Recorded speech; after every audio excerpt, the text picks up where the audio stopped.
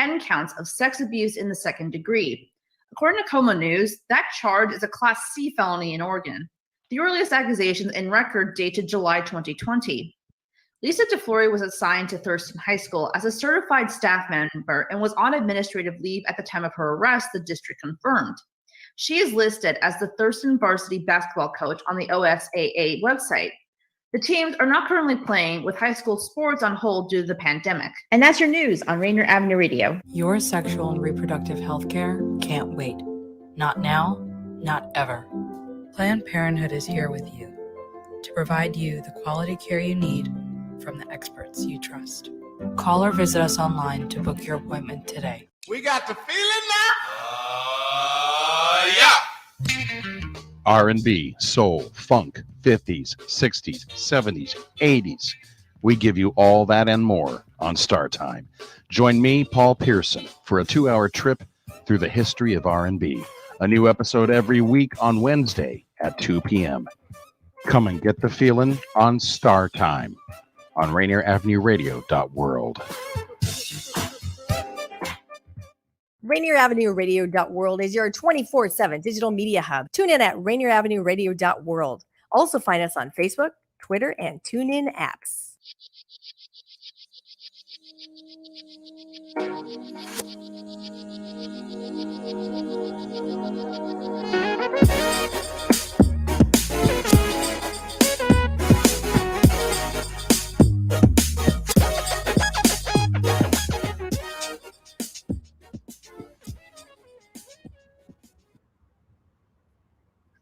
You are listening to the news on Rainier Avenue Radio.world. I'm Asher. You're muted, Kendra. Today is Wednesday, December 23rd. The news on Rainier Avenue Radio is live every Wednesday from 6:30 to 7 p.m., providing you with current, trustworthy, useful news content focused on super service to the local South Seattle audience. We will not tell you what to think, but instead provide the basics for you to discern and decide for yourself. Tonight, we'll talk about Cal Anderson Park reopening, the Justice Department suing Walmart, fresh U.S. sanctions, and franchise record 7 Seahawks in the Pro Bowl. Now on to the local news. Months after becoming the center of protests and closing to the public, Cal Anderson Park in Seattle's Capitol Hill neighborhood reopened on Wednesday. The park closed in late June and became the center of protests in the Capitol Hill Organized Protest Zone, or CHOP. After the city of Seattle cleared the protest zone during the week, people continued to occupy the park, setting up illegal shelters.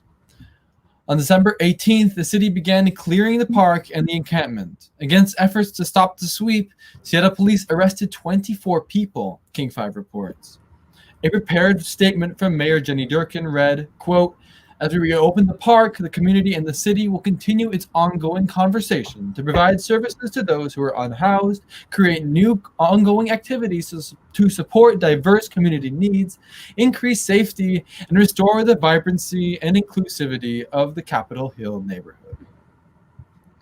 A train carrying crude oil derailed near downtown Custer midday Tuesday, forcing officials to order a mass evacuation of the downtown and surrounding area.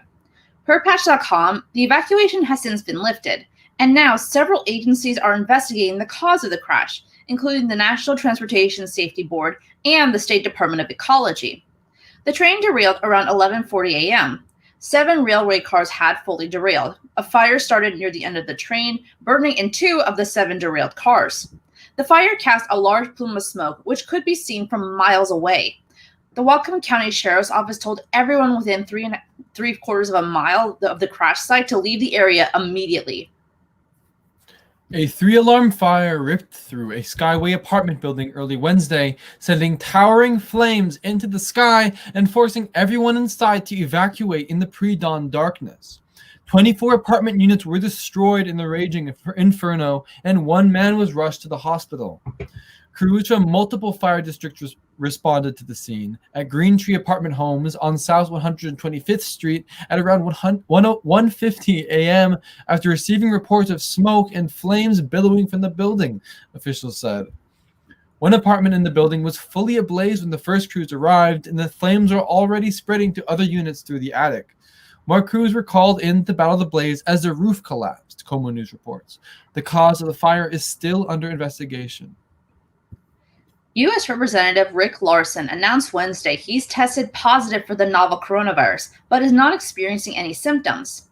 Larsen, 55, was first elected in 2000 and was re-elected to his 11th term in November with 63% of the vote, the Seattle Times reports.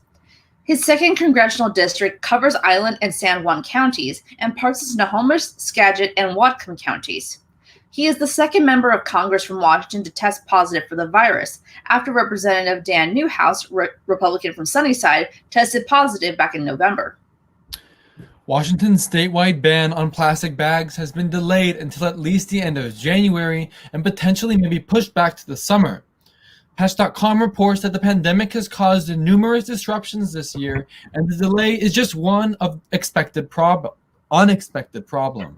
The Department of Ecology says that supply chain issues caused by the pandemic means the state won't have enough paper or reusable plastic bags by the end of 2020 when the ban was originally going to go into effect. As a result, Governor Jay Inslee issued a proclamation postponing the plastic bag ban until at least January 30th, and lawmakers are reportedly considering a proposal to delay the ban even further to June 30th. Patch.com reports that Washington's latest official quarantine guidance legally requires 14-day quarantines for passengers from the UK and South Africa, where mutated coronavirus strains appear to make the illness easier to spread, and they go as follows. First, stay in quarantine for 14 days after your last contact. Certain high-risk settings or groups should use the 14-day quarantine option, such as people who have recently been to countries with the new virus strain, people who work or stay in a correctional facility, or other places. Second, if this is not possible, stay in quarantine for 10 days after your last contact without additional testing, but also keep watch for symptoms until day 14. Lastly, under special circumstances, it may be possible to end quarantine after 7 full days beginning after your last contact and after receiving a negative result from a test. Get tested no sooner than 48 hours before ending quarantine. This will depend on the availability of testing resources. Again, keep watching for symptoms until day 14. You can find a more detailed list of how you can keep yourself and others healthy at patch.com. The U.S. House and Senate passed a $900 billion coronavirus relief package that will be sending much-needed help to people struggling during the pandemic. Per Patch.com, the bill includes $600 in direct payments for adults, $1,200 for married couples filing jointly who made less than $75,000 in the 2019 tax year, or $112,500 for heads of households and $150,000 for married couples who filed jointly, and begins phasing out above those income levels. It includes $600 for each qualifying child. Those filing for unemployment will receive $300 in supplemented benefits starting December 26th through March 14th. You can find a full list of the bill's benefits on patch.com. This is the news on Rainier Avenue Radio.world. When we come back with national news, you'll hear about the Justice Department suing Walmart and more. Stay tuned.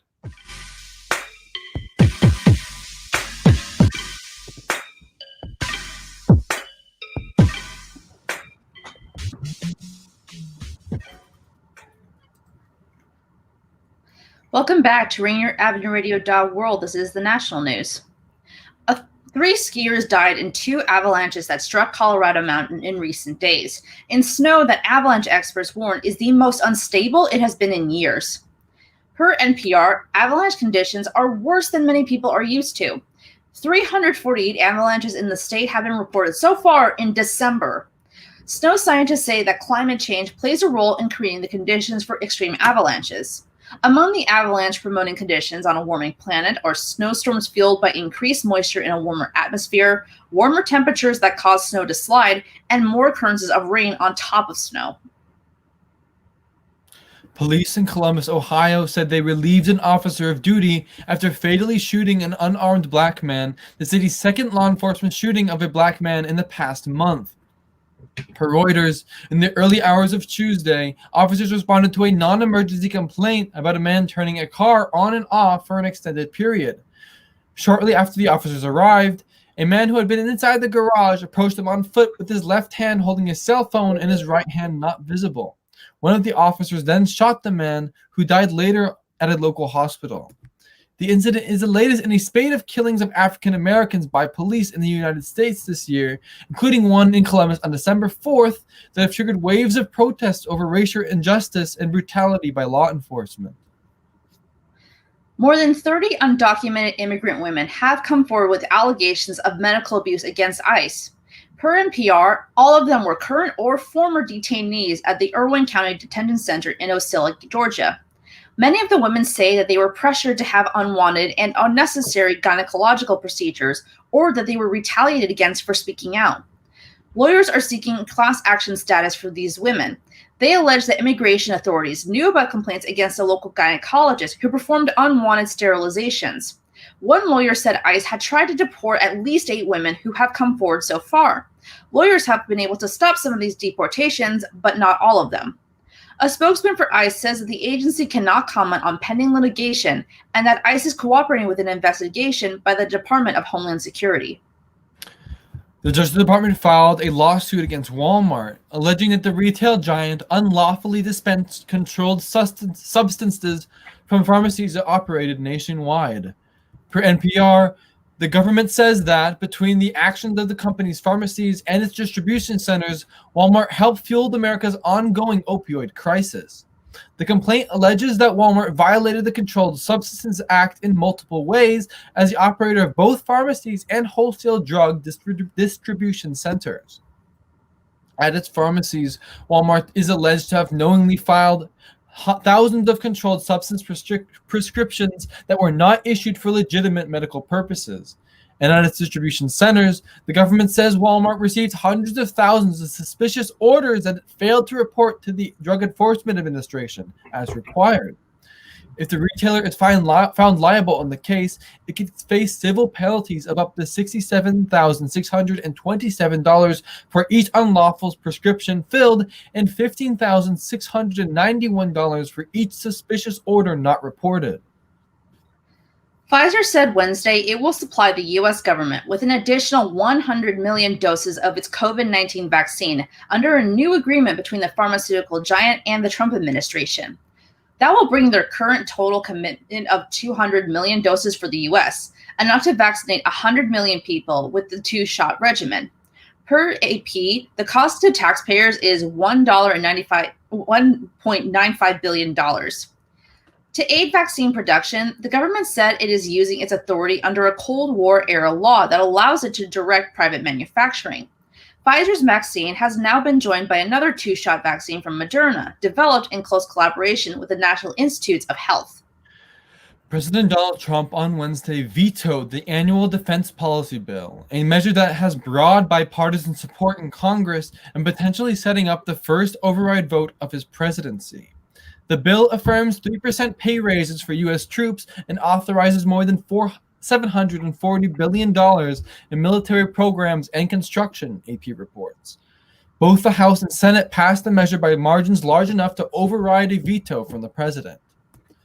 Otherwise, he's also threatening to veto the new COVID-19 relief deal, which faces us with the prospect of a government shutdown during a pandemic.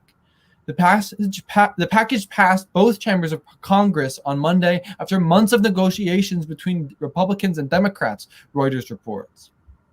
But he surprised some of his closest officials by demanding $2,000 payments to each American, more than triple the $600 per person provided. President Trump on Wednesday issued pardons and sentence commutations for 29 people, including former campaign chairman Paul Manafort and Charles Kushner, the father of his son-in-law, in the latest burst of clemency in his final weeks at the White House. Manafort was convicted as part of the special counsel probe into the Russian meddling in the 2016 election, Reuters reports. On Tuesday, he had pardoned 15 people. Among the group were 4 former government contractors convicted in 2007 of a massacre in Baghdad that left more than a dozen Iraqi civilians dead, causing international uproar over the use of private security guards in a war zone. Their supporters argued that the men had been excessively punished in an investigation and prosecution that they said was tainted by problems and withheld exculpatory evidence. All 4 were serving lengthy prison sentences, AP reports. This is the news on RainierAvenueRadio.world. When we come back with global news, you'll hear about fresh U.S. sanctions and more. Stay tuned.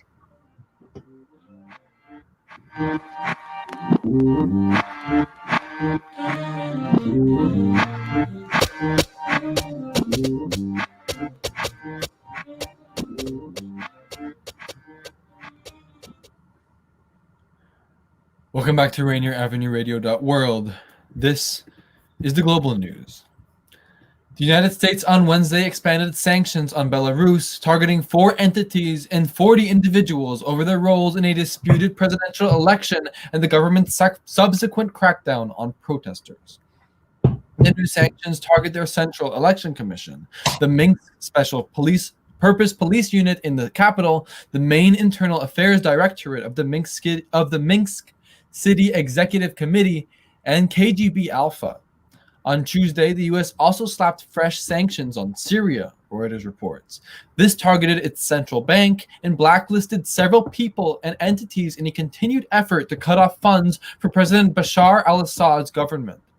Millions of people have fled Syria and millions more have been internally displaced since a 2011 crackdown on protesters led to civil war, with Iran and Russia backing the government and the United States supporting the opposition. Peru suspended flights from Europe for 2 weeks and has put its health and travel authorities on high alert to prevent the entry of a new strain of coronavirus that appeared in the United Kingdom. Per Reuters, no direct flights from the United Kingdom has entered the country since December 15th, when flights from Europe restarted. However, health authorities were monitoring passengers from Britain who had entered through connecting flights. Health officials in Peru, which now nears 1 million cases of COVID-19, have prohibited the use of private vehicles on December 4th, 25th, and 31st, as well as on New Year's Day to reduce movement, and have discouraged Peruvians from visiting family over the holidays. In addition to suspending flights from the United Kingdom, Peru also prohibited the entry of non-resident foreigners who have been in the UK in the last 2 weeks. Peruvians or non-residents already in the country who had recently visited the United Kingdom will be required to spend 14 days in isolation. The EU and UK are continuing talks on post-Brexit trade amid mounting speculation that they are close to agreeing to a deal. Per BBC News, disputes over fishing rights and business competition rules remain the key hurdles to reaching a deal. The two sides have until December 31st, when the UK leaves EU trading rules, to reach a deal and then get it approved or ratified by parliamentarians. If this does not happen by then, they could place import taxes on each other's goods, potentially affecting prices. Gunmen have killed more than 100 people in a dawn attack in the western Benishangul Gumuz region of Ethiopia, according to the country's Human Rights Commission. The attack occurred on Wednesday in the Metekel zone, the state-run Ethiopian Human Rights Commission said in a statement, an area where multiple ethnic groups are living. Africa's second most populous nation has been grappling with regular outbreaks of deadly violence since Prime Minister Abiy Ahmed was appointed in 2018, and accelerated democratic reforms that loosened the state's iron grip on regional rivalries.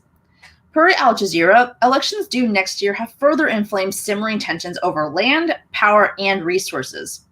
In a separate part of the country, Ethiopia's military has been fighting rebels in the northern Tigray region for more than 6 weeks in a conflict that has displaced close to 950,000 people.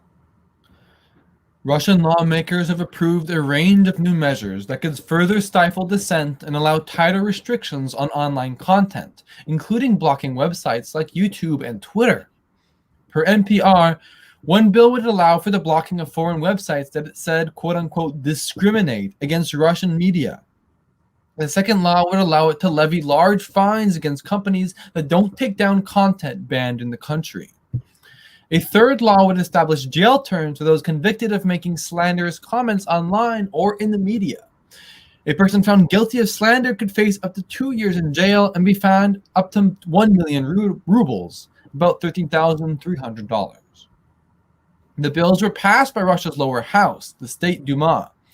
If they become law, as expected, they would mean that Russia could block websites like YouTube, Facebook, and Twitter that label content produced by Russian state media outlets as being just that. Under the legislation, Russian authorities will be able to block or slow down such sites. Pollution accounted for nearly 1.7 million premature deaths in India in 2019, or 18% of all deaths, according to a study that lays bare the human cost of the country's toxic urban air. A report published by The Lancet says pollution in India has led to an increase in diseases such as lung cancer, heart disease, stroke, diabetes, neonatal disorders, and respiratory diseases, resulting in millions more deaths. Per The Guardian, 6 of India's cities are among the top 10 most populated in the world, according to a recent World Air Quality report. As noted in a 2019 Lancet article, pollution has become one of India's greatest dividers between rich and poor, with affluent residents able to offset the pollution with air purifiers in their cars and homes.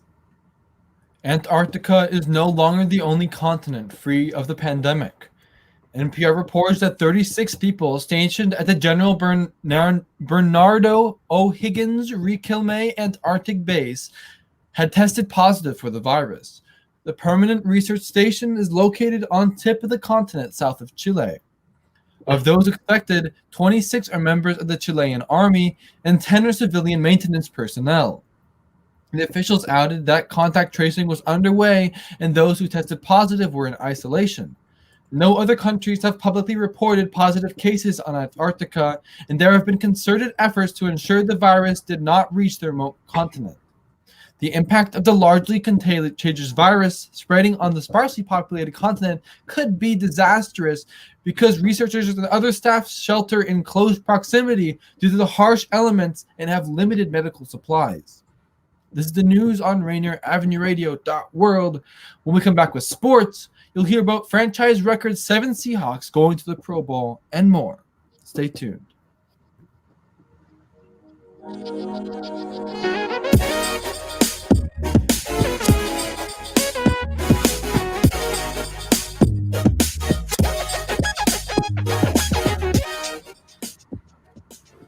Welcome back to Rainier Avenue Radio.world. This is the sports news. The Seattle Seahawks will be represented in the 2021 Pro Bowl by 7 players. Per Seahawks Communications, Jamal Adams, Bobby Wagner, and Russell Wilson earned repeat honors with 4 first-timers joining them in the special teamer, being Nick Bellore, Quandre Diggs, DK Metcalf, and Taylor Ott. Despite missing 4 games, Adams ranks 3rd on the team with 72 tackles with a team-leading and career-high 9.5 sacks. Diggs teams with Adams in Seattle's secondary to help it rank tied for the 7th in the NFL with 13 interceptions behind his 4 interceptions. Metcalf has become one of the best receivers of this season as he ranks 4th in the NFL with 1,223 yards, 5th with 10 receiving touchdowns, and 2nd with a 16.5 receiving average. This will also be Wagner's 7th consecutive trip to the Pro Bowl in his 9 NFL seasons.